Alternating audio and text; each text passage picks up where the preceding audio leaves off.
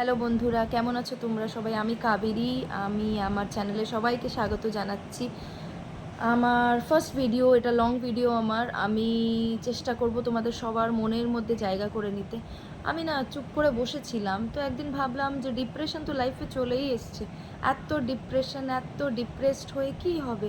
দুদিন আগে অবধিও আমি সত্যি কথা বলতে, আজকে আমি বলছি ডেটটা, হয়তো কোনো দিন আমি এইটা দেখবো আর ভাববো যে না, আমি হয়তো শুরু করেছিলাম দেখেই হয়তো আমি আজকে আজকে এই জায়গায় পৌঁছাতে পেরেছি। যদি বন্ধুরা তোমরাও যদি নিজেকে শক্ত করে, যদি নিজেকে শক্ত করে তোমরাও যদি এগিয়ে যেতে চাও, তাহলে যা সার্কামস্ট্যান্সেস আসুক, যা তোমার সিচুয়েশান হোক, যত দুঃখ লাইফে আসুক না কেন, এগিয়ে যাও, সব ভুলে এগিয়ে যাও।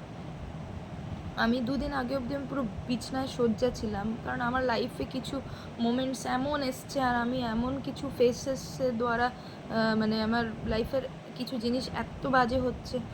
আস্তে আস্তে তোমাদের সব কিছু আমি শেয়ার করব, কিন্তু কিছু দিন ধরেই আমার সাথে খুব বাজে হচ্ছে, তো আমি সেটা নিতে পারছি না। যেহেতু যেহেতু একটা মানুষ আমার সাথে রিলেটেড আছে, আমার সাথে জড়িত আছে, তো তার দুঃখ আমার কাছে মানে খুবই কষ্টদায়ক। তো সেজন্য আমি না রান্না করতে পারছি না, আমি কিছুতে কনসেন্ট্রেশন দিতে পারছি না, আমি আমার জীবনে এগিয়ে যেতে পারছি। তো তো এইসব আমার লাইফে চলছে, তো সেখান থেকে কি করে আমি বেরিয়ে আসব? আর যেহেতু আমি শ্বশুরবাড়িতে সংসার করি, আমি কার সাথে শেয়ার করব? আমার স্বামী সকালবেলায় যায়, রাতে আসে, তো আমার শেয়ার করার মতন কেউ নেই। মানে আমার ইনলস যারা শ্বশুর শাশুড়ি, তারা হয়তো শুনবে, কিন্তু বুঝবে কতটা আমি বলতে পারবো না, কারণ হয়তো বুঝবে কিন্তু সেরকমভাবে ফিল করতে পারবে না। তো কেউ তো দরকার বলার। তো এই জন্য আমি ভাবলাম যে আমাকে তো বাঁচাতে হবে নিজেকে।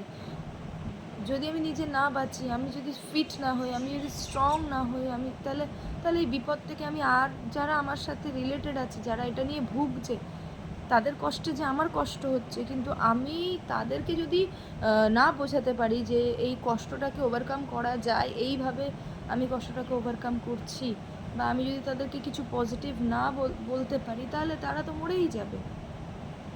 আর চিন্তার মতন রোগ পৃথিবীতে কিছু নেই।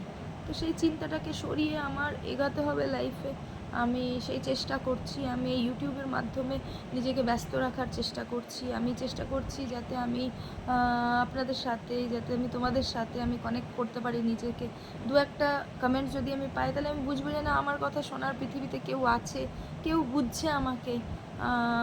এই আর কি, এই জন্যই আমি শুরু করেছি। যারা ভাবছো বাড়ি বসে যে আমরা কি করে নিজেদের লাইফের এই ডিপ্রেশন, এই খারাপ মোমেন্টসগুলোকে কাটাবো, তো তাদের আমি বলি যে তোমরা কিছু না দেখে তোমরা বকতে শুরু করো, যা খুশি বলো, যা দুঃখ আছে বলো।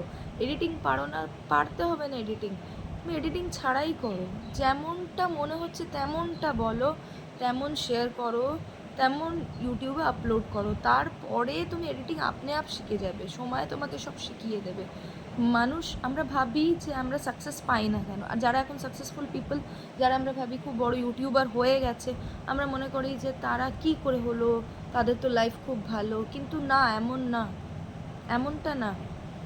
তার এক সময় খুবই আর কি কষ্টের মধ্যে গেছে, তাদেরও অনেক সমস্যা হয়েছে, তাদেরও এমন হয়েছে যে বাড়িতে হয়তো খাবার নেই, বা কেউ মারা গেছে, বা কোনো সমস্যা হয়েছে, তারা ফিজিক্যাল দিক থেকে, ইমোশনাল দিক থেকে, মানসিক দিক থেকে প্রচণ্ড পরিমাণে ভুগছে, কিন্তু তবুও তারা ছাড়েনি জানানো আপনাদের, বা আপনাদের সাথে কানেক্ট করা নিজেকে, ওরা ছাড়েনি দেখে আজ ওরা সাকসেসফুল। আর আমরা যারা ছেড়ে দিই মাঝ রাস্তায় এসে, তারা আনসাকসেসফুল। তো এটাই হচ্ছে ডিফারেন্স। যদি আমি মনে করি যে না, আমি একটা জিনিসে লেগে থাকবো, আমি একটা জিনিস পাওয়ার জন্য আমি লেগে থাকবো, তাহলে পৃথিবীর কোনো শক্তি আপনাকে ওই জিনিসটা পাওয়াতে আটকাতে পারে না।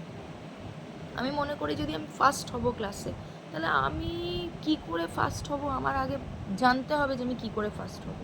ফার্স্ট হওয়ার জন্য আমার সিলেবাসটা দেখতে হবে, আমার রুটিন তৈরি করে ফেলতে হবে যে আমি এই এত ঘন্টা এত কিছু পড়লে তবেই আমি ঠিক মতন করতে পারবো। তো এই হচ্ছে লাইফ, আর কি বলবো। আমার সময় হয়ে গেছে মেয়েকে আনতে যাওয়ার, এজন্য আমি এখন বিদায় নিচ্ছি। আবার আপনাদের সাথে দেখা হবে আমার পরের ব্লগে। তো ততক্ষণ ভালো থাকবেন, সুস্থ থাকবেন, মন ছোট করবেন না, কাবেরী আপনাদের সাথে আছে। যা সমস্যা আমার সাথে শেয়ার করবেন। আমার লাইফে আমি অনেক সমস্যার মধ্যে দিয়ে গেছি, আমি আছি আপনাদের সাথে, আপনারা আমাকে শেয়ার করবেন। Thank you. আর কি বলবো, এখন রাখি, পরে আবার দেখা হবে আপনাদের সাথে।